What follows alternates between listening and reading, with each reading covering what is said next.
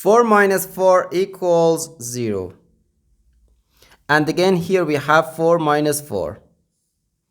So 0 times 0 is just 0. But this answer is not correct, because according to the order of operations, multiplication has higher priority than subtraction. Because in PEMDAS, multiplication comes before subtraction.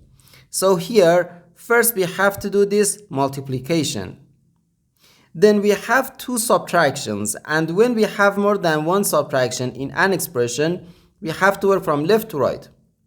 So first this multiplication, then this subtraction, and finally this subtraction. If we do this subtraction before this multiplication, or we do this subtraction before this multiplication, it is wrong.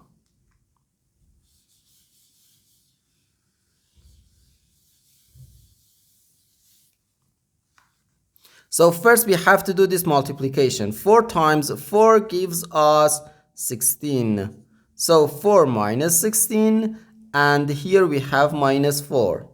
4 minus 16, then minus 4.